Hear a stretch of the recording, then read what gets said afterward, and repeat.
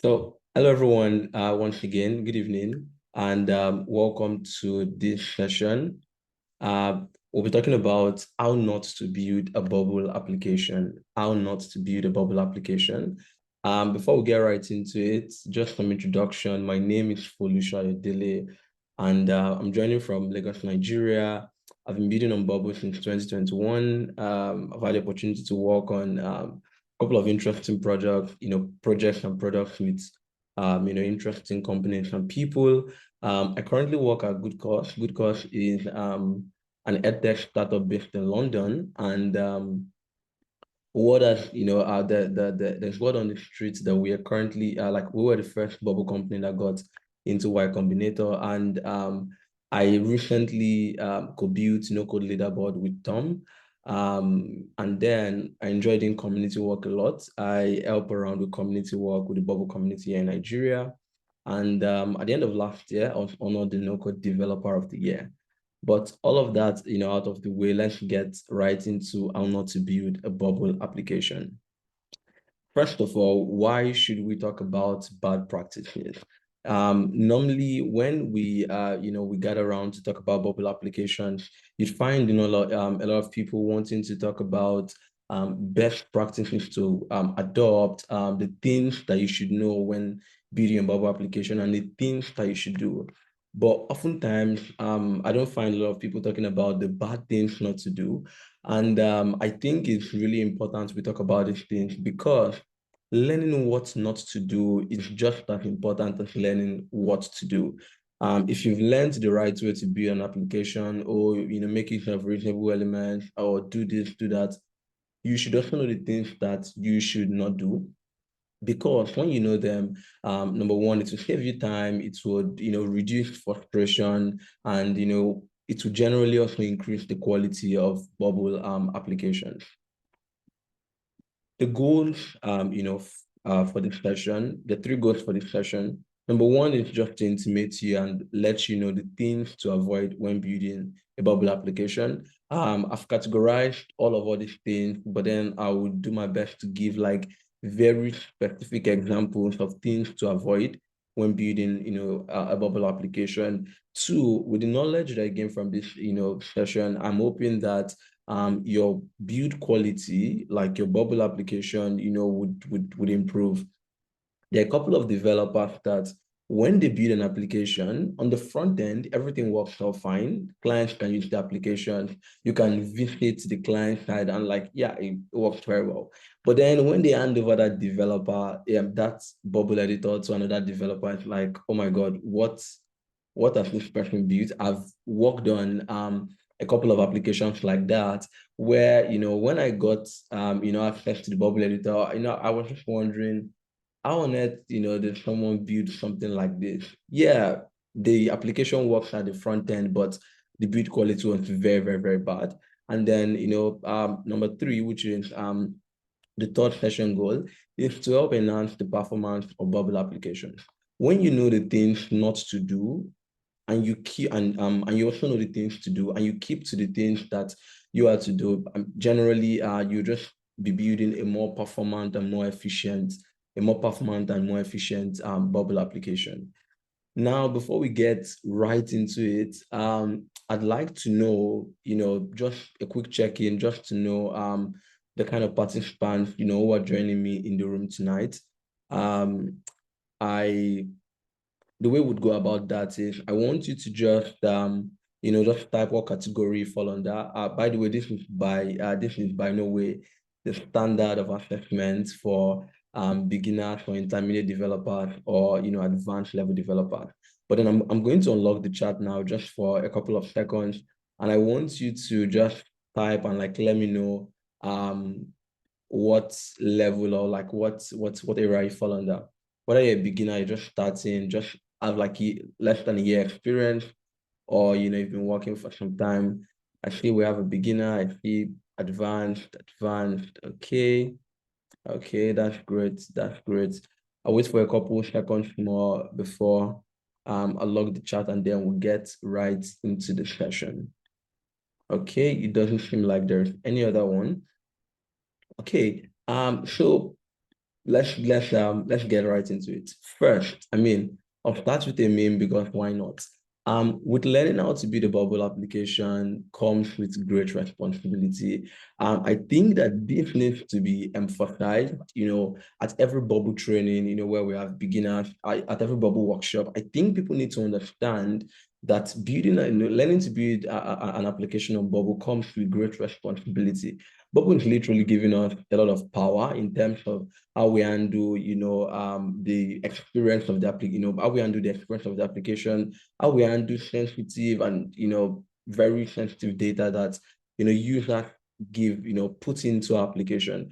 So Bubble developers need to understand that it doesn't just start and end with dragging an element onto the canvas and then clicking on deploy, but like there is a whole lot more, a whole lot more. And so as Bubble developers, we need to learn to take ownership of the responsibility that, comes with the power that we have, as Bubble developers. Now, the first thing, when thinking about what not to do when building a bubble application or how not to build a bubble application. The first one is around planning and design. The first one is around planning and design. You'll be surprised that even if it seems like general knowledge, that you should plan an application before getting into it. A lot of bubble developers out there, just to jump right into an application, they're still at that stage where like they are very excited about all that has to be done, and like they're excited about the power and they just want to get the work out of the door, and so they just jump right into building, which is how not to build a bubble application. It's very, very bad. Planning is, that phase that helps you get clarity on what you want to build. It is that phase that helps you plan out the application very well so that you will be building and setting up your application for success at the end. Planning an application is the time where you get to ask all of the important questions like, oh, how should this data type look like? Should it have a satellite data type? What privacy rules, would I be looking at? How would I structure, say, like the different user types? Or how should I be thinking about managing several applications or several, portals of this, one big application? Should I be thinking of, having a single page application or a multi-page application? All of these are questions that need to come up before jumping right into a bubble application. We need to stop, and Bubble developers generally need to stop jumping onto the Bubble editor just to get into building without taking time to plan. I've seen a couple of tweets where people say things like, oh, like, don't waste time, trying to draft things out. Bubble is like a prototyping tool, and so you can just get right into it. But no, that should not be done. That is very, very, very bad. When an application is not planned well, of course, you can be sure that such applications would have very inefficient workflows, a lot of redundant elements, and eventually would have a lot of scalability issues. And the solution, which is what to do, is to ensure that you take out good time to plan out the application, to plan out your app structure and everything that needs to go into your application. Of course, it is okay and great to understand that no one would be able to plan out 100% of an application just at the beginning, but then you need, sufficient level of planning to be on ground before you get into building anything at all. As a Bubble developer at Good Cause, I actually lead engineering at a Good Cause. And, over the years, we have, treated our process and, tried to come up with the best way for us. The way that works for us may not work for every organization or every Bubble application out there. But then for us at Good Cause, before we build out a new feature or before we make an improvement to, an existing build, we take like good time to plan. We begin all our work on Notion, and we have this structure in form of a Notion template, such that when we're creating a new ticket, to build out a new login page, for example, or build out a drip email system, we get into the planning, and from the image, that you can see on the screen, you see that we're touching almost every part that should be considered.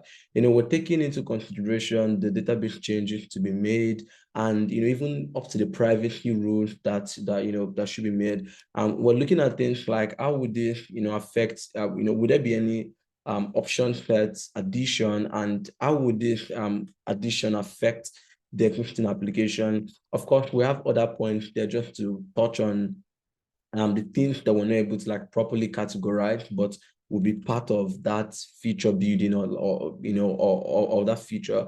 And then, even up to planning what would eventually go into our user manual, because we run a B2B SaaS application, and our users need to learn some part of our application to use it effectively.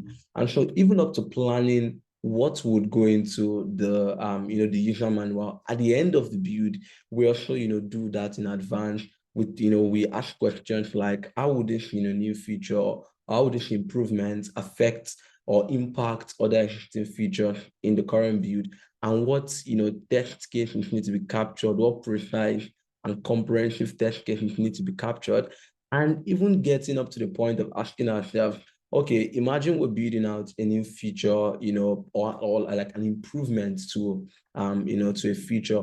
What are the elements and workflows and styles that we need to retire, just to ensure that we don't have a bloated app with a lot of old versions of our application? So all of this is captured in the planning. And so even before we get right into Bubble, it's like we already have a 60 to 70% success rate of the feature or of the improvement that we're trying to make. The next thing we'll talk about is database structure. When it comes to database structures and like dealing with databases, it's great to understand that the database is the foundation of a Bubble application and even of most applications. And so getting the database wrong, just automatically sets up an application for failure in the present and also in the future. What are the things not to do when thinking of database structure and all of that? Number one is overcomplicating or oversimplifying database structures.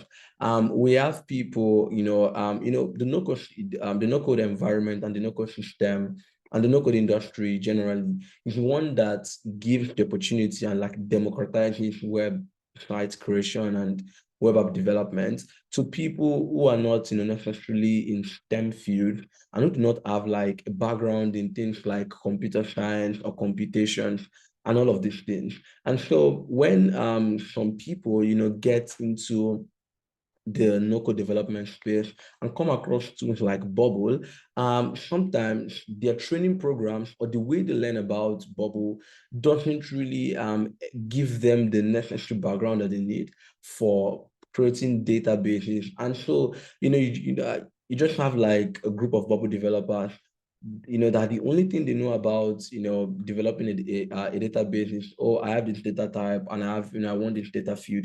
And then they just go into the data section and they just add up a couple of things, not necessarily, of course, some of them don't even plan at the beginning. And so you just makes the entire thing not very, very good.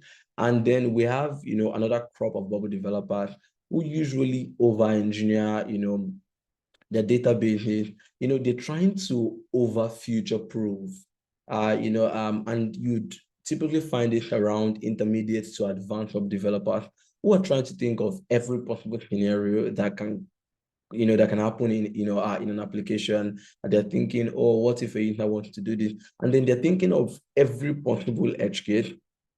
While that is great, while that is very, very commendable, and while that is something that should have been dealt with at the planning stage of the application, we need to understand that over-engineering is not the way forward. Don't try to build for every possible scenario that you can't even see happening, but just because you're trying to make your application very, very, very, very tight.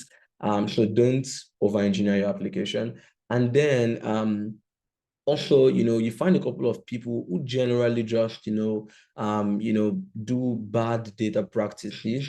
And this, stems from the fact that they don't have like proper education of the bubble platform. Some of them have learned about lists and how to work in, on bubble, but then they've not gone deep enough to understand the limitations of, using list as, a data item, in bubble. And so sometimes you can have someone building, say like, an application, it's like a social media application where people are going to follow each other and things like that. Or, just something that has to do with a group of people. And then you just see them adding the list, data item to the, to the data type. While that would work, when you understand the limits of bubble lists and the way bubble lists work generally, you would know that would pretty much become, a bad practice, because while bubble lists are great, while it's something that, I mean, it's a feature given to us by Bubble, it has its limits and would not work for every scenario. So having good knowledge of the bubble engine and how it generally works, getting deep into the bubble manual would actually equip you with the knowledge to avoid bad data practices.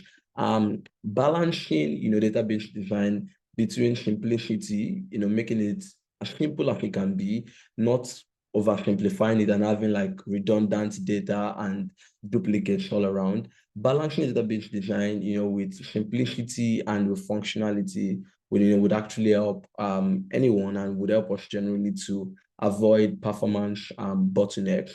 Of course, when anyone or when a bubble developer doesn't pay, a lot, good attention to the way they build their database structures, when the build is in the way they shouldn't, of course, you'd have things like slower performance and then even difficulty in managing data. One very interesting thing about the way data works, one very interesting about the way data works is that, or the way databases work generally in Bubble, is that when your application is live and you've gone far enough, making a critical change to the database application is usually very, very, very tedious. It's usually very, very tedious. And so the solution, the way to build database structures and the things to know is, one, learn about best practices. I mean, there are a lot of them out there. EDEV, released a kind of memo, weeks ago. And generally in the forum, you just find a lot of advanced web developers sharing tips on how to go about building databases, properly. And then one of the interesting thing that I tried, when I was early on, and that really helped me, was trying to study the databases of others and like seeing the way they did certain things. And then I used to use no-code databases that was built by JJ and another great Bubble developer. I can't remember his name right now. But then what I'll do then is I'll just go to no-code databases and like try to see, some of the ways they did, the way they built their databases. And then the next thing is around user interface and experience. User interface and experience, of course, we have, a couple of people who, when they're building their application, they don't pay attention to things like mobile responsiveness. They don't pay attention to like the load speed of the application. And they generally just, build single page applications in the wrong way. They just pour all of their elements onto the build. Actually worked on an application, some time ago, and it was like a mobile application, and every single element in that mobile application was on the editor. And while it worked, in the client side, sometimes, it will load for about 30 seconds, before you see anything. In the Bubble editor, it was much, much worse than that, because like just to make a change, you need to wait like 2-3 minutes for that change, to be saved and all of that. And of course, when you do things wrongly, in terms of the user interface and experience, you'd have poor, user performance. And the way to go about it is fix all of all these issues. One, learn about responsive data, learn about responsive design principles, how to build your application in such a way that would work for everyone. And then, or even all those tiny things like optimizing images, they'd actually help, applications a lot. And also, following minimalistic design approaches. And also, we talk about workflow logic and performance. the way people, the way developers, you would usually go about it, they just build like inefficient workflows with like unnecessary steps, and actions. They just like include, you can see someone who has like a data type of, say like 10,000 records, and in a workflow, you see like two or three actions that are doing a search for that, maybe to get like one or two records from that very large, data type or data item. And all of this have, that is like a very inefficient way to build your workflows, because it will just slow the performance and increase, the server load. And one other thing is, a lot of people don't take time to learn about how bubble orders operate, how bubble orders the operation. And so sometimes they build, workflows that are not reliable. So like they work for like say 8 over 10 times, but like the other 2 times, maybe an action that was supposed to get completed before another action gets triggered doesn't get completed. And so like their database, integrity is beginning to get messed up. And so you don't want to do, anything like that. You want to take time to learn about how Bubble orders operations and how you can streamline your workflows, how you can avoid, all of these pitfalls. One rule of thumb that, works generally all the time, sorry, that works generally for most of the time, is that it's better to have more workflows with less conditionals than having, less workflows with more conditionals. It's one tip that, I've just, kept close by, and that has worked, greatly for most of the time. And then to security and privacy, which is a very, very big one. Of course, you have a lot of people build very insecure, unsecure or insecure bubble applications. They don't pay any attention to privacy rules. They don't pay any attention to the sensitive data, that they are receiving. You see them, building like unsecure processes or like insecure processes where, they do things like, trying to reset, the password of a user by, by say like generating, random strings in the front end. Maybe, or maybe, they don't know that when when you generate a random string at the front end, that can be like easily accessible through, the Chrome Dev tools. But then you just find, a lot of people who still, have some of what is not secure processes in their applications. And even, going into things like exposing, some sensitive data or like API keys in things like option sets or like, the API connector. I mean, a few weeks ago, I even saw a tweet from Kelly, where she said she came across an application where the password of the user was, like it was saved as a field on like, a data type or something like that. Very, very, unsecure. And you just have, a couple of people who usually just open up backdoors. When they're trying to build like a new feature or something like that, they go on the test page and like they just build something very, very normal, maybe just to test out something. But then at the end of that, they don't remember to take out that backdoor and like just leave, some backdoor access to bad actors. And of course, anyone building like this, would leave their app vulnerable to data breaches. And the way to, to mitigate that, the solution is, of course, implementing privacy rules and, having regular security audits.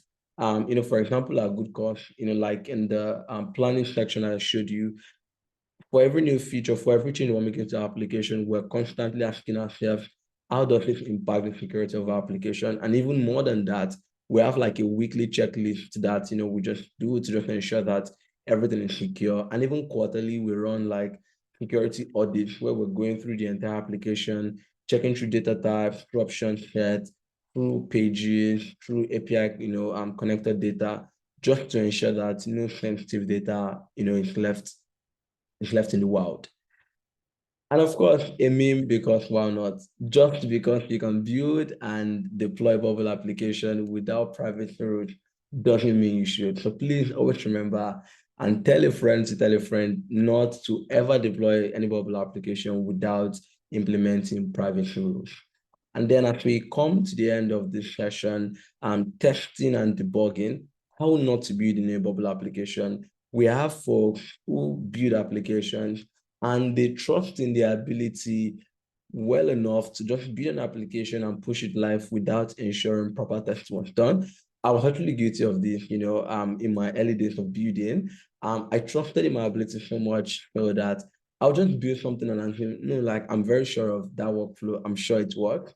But then when it gets to live, you find users complaining, or maybe I'm just doing my test in live, which is a way not to build a bubble application or a way not to do things. It's then that I'll not start discovering, errors, like unintended errors. And so please be sure, don't assume anything works. Be sure to write down comprehensive test cases. If done well, you would have captured all, most of the test cases in your planning section. And so when you're building, like you're just testing and like you're checking all of these things off. And a lot of people do not properly utilize bubbles, debugging features. A lot of people do not, utilize it. So you want to ensure that you utilize it so that you don't, leave out unresolved bugs for your users. Now I'm taking any questions, but my time is running out. You can catch me at AYFOLUT on Twitter just to ask questions. The Zoom call will be over in very, very shortly. AYFOLUT on Twitter. Tweet at me or send me a DM. I'll be happy to answer any of your questions. Thank you so much, everyone, for joining this session. It was such a pleasure sharing with you. And shout out to Kelly and Shira for this awesome Dev Day. Bye, everyone.